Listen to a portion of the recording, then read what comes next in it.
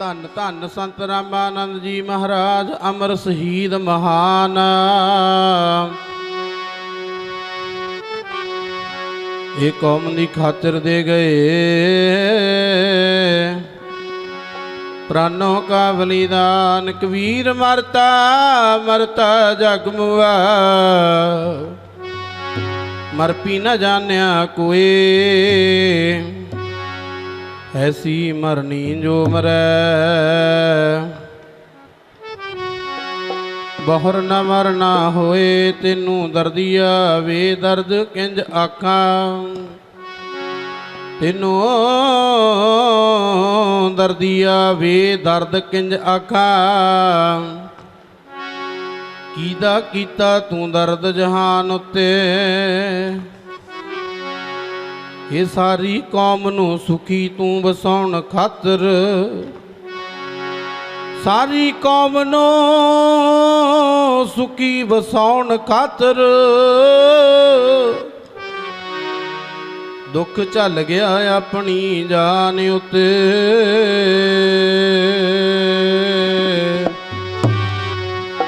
हाँ जी, ना जमदे ना मरदे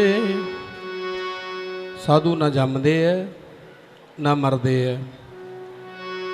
की कहते महाराज जी? ना जमदे ना मरदे साधु ऐथी ने, ना जमदे ना मरदे साधु ऐथी ने। साधु इत्थे ने, ना जमदे ना मरदे साधु, ना जमदे ना मरदे साधु इत्थे ने, ना जमदे ना मरदे साधु इत्थे ने।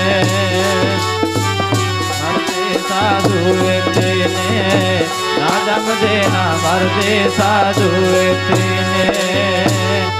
ना मरदे साधु इत्थे ने, ना जमदे ना मरदे साधु इत्थे ने। जमदे ना मरदे साधु इत्थे ने, ना जमदे ना मरदे साधु ऐथी ने, ना जमदे ना मरदे साधु ऐथी ने। ना जमदे ना मरदे साधु इत्थे ने, ना जमदे ना मरदे साधु इत्थे ने। ना जमदे ना मरदे साधु इत्थे ने, ना जमदे ना मरदे साधु इत्थे ने। ढुलदा खून शहीदां दा तकदीर बदलदी कौमां दी, रबियां नाल कुफर लै तस्वीर बदलदी। जदों चरबी तले शहीदां दी आसा दे दीवे जग पे।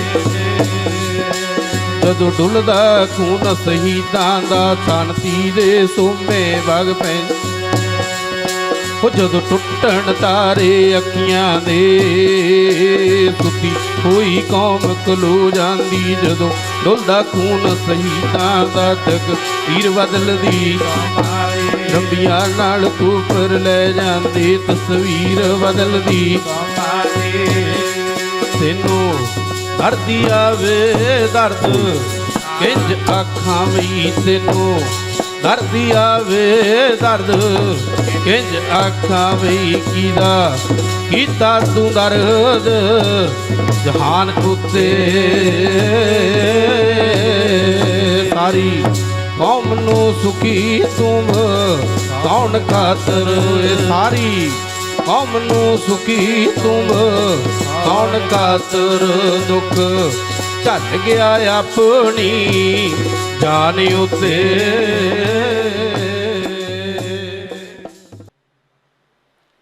रविदास बचनम कोटि दोष विनाशिनम। रविदास चरणम ध्यान धरणम कुल समूहोदारणम।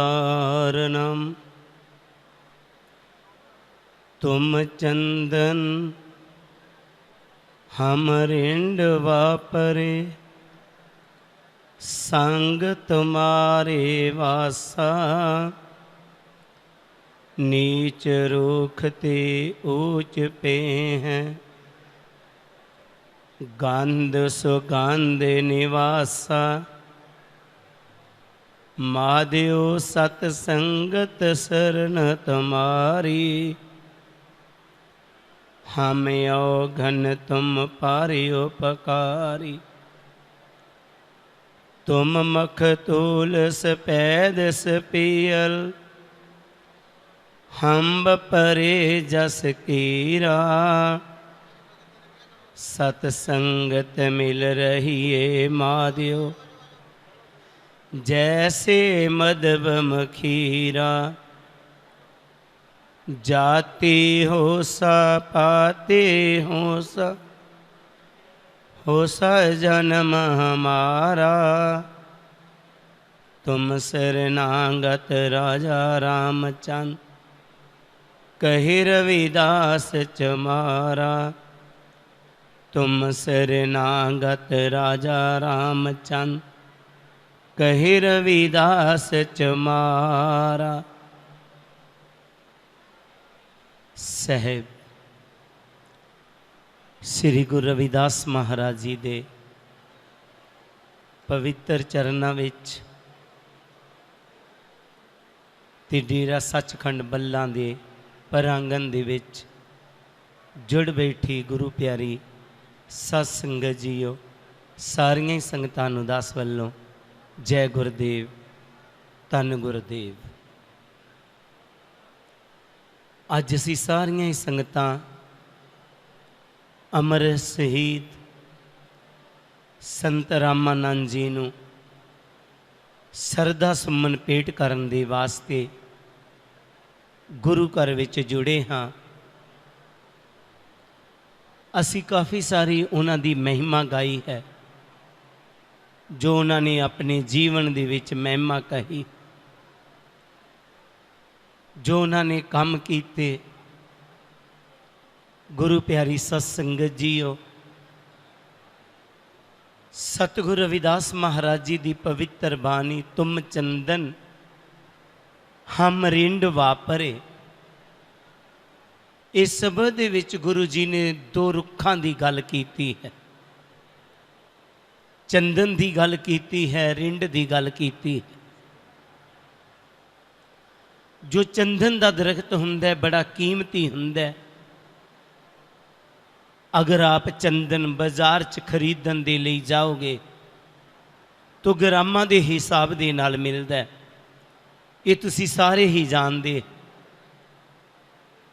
और जिहड़ी रिंड दी दा दरख्त है, इहदी कोई भी कीमत नहीं हुंदी, ये बिल्कुल बेकार हुंदा है।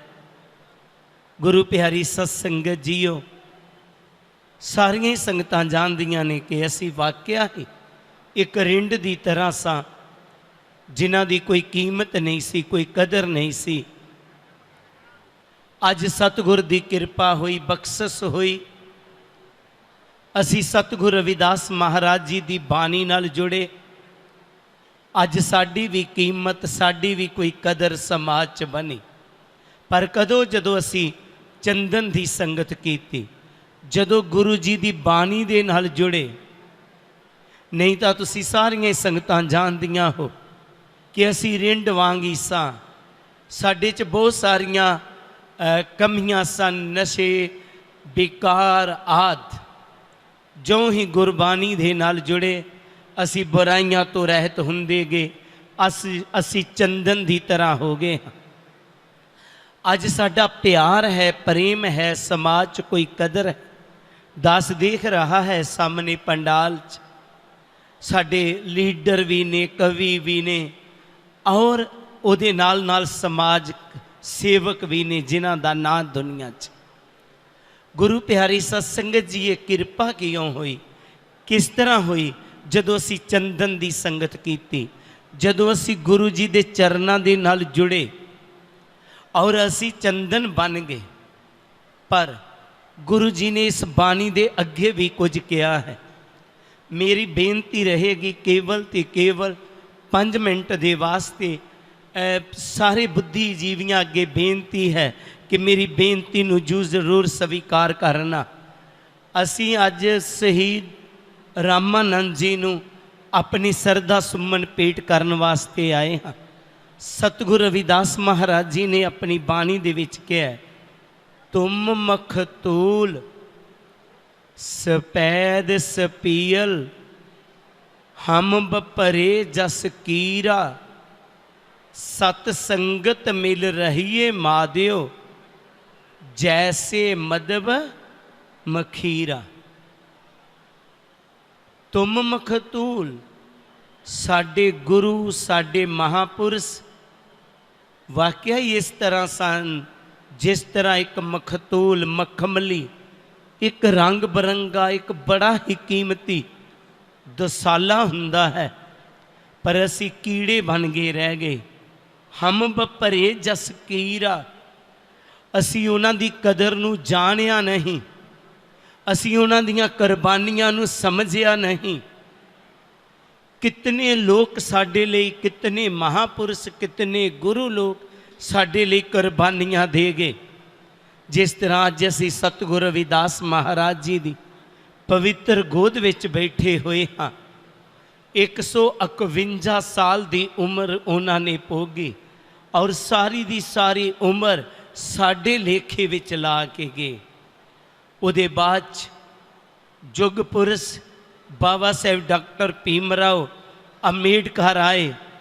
उन्होंने सारी जिंदगी साडे लेखे च ला दिती।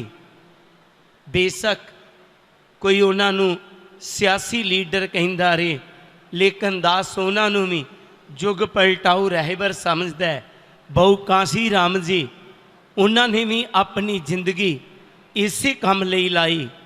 बाद दे विच संत रामानंद जी ने अपनी जिंदगी लाती। असी कितनियां क शहीदियां चाहदियां हाँ, कितनियां क कुर्बानियां सानू चाहिदियां ने।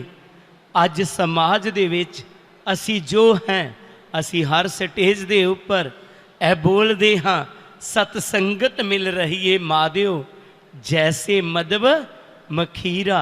लेकिन साडा प्यार कितना क है ये तुसी जानदे ही हो। मौजूदा जो हालात बनते जा रहे हैं, गुरु प्यारी सत्संगत जी एक ऐसा ताना बाना बुनिया जा रहा है कि जो ये चंदन बन गए ने दोबारा रिंड बनाया जाए। ये दोबारा सानू उसे ही हालातां दे विच कुछ लोग देखना चाहते ने। सानू सोचना पवेगा जेकर साडा संगठन ना रहा, जे असी उन्हां महापुरुषां दीयां कुर्बानियां दी कदर नहीं की तो असी फिर उस दलदल दे विच तस जावांगे। मेरी बेनती रहेगी, बाबा साहेब डॉक्टर भीमराव अंबेडकर ने एक गल कही सी कि मैनू पढ़े लिखे लोगों ने धोखा दिता है। पहली बारी जदों मैं ये गल सुनी तो मैं सोचा कि यह गलत कहता।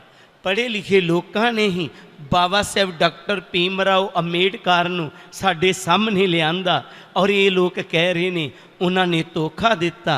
पर जदों दास नूं समाज च विचरण दा समा मिलिया, चलन दा समा मिलिया, तो जितने साडे बुद्धिजीवी बहुत पढ़े लिखे लोग ने, तुहाडे लई नहीं कह रहा, बहुत सारे लोग ने जिहड़े अलग अलग संस्था दे नाल जुड़े हुए ने। जदों उन्होंने बेनती करिए अपने समाज की सेवा कर, नहीं यार मैं वधिया संस्था च जुड़िया होया हाँ, मैं वधिया लोकां च मेरा बैठना उठना है, मैं इन्हां लोकां कोलों की लेना देना है।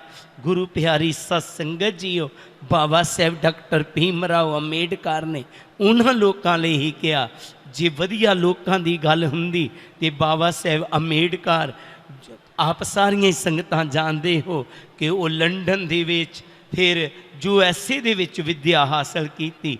उन्हां कंट्रियां नूं तुसीं जानदे ही हो, कितनियां डिवेलप कंट्रियां ने, कितने वधिया लोग ने, वो वधिया लोकां च रहिंदे, वधिया कुर्सी ते रहिंदे, लेकिन वो फिर साडे भारत विच परते और चौंपड़ियां झुग्गियां दे वाले लोकां दे लई संघर्ष कीता।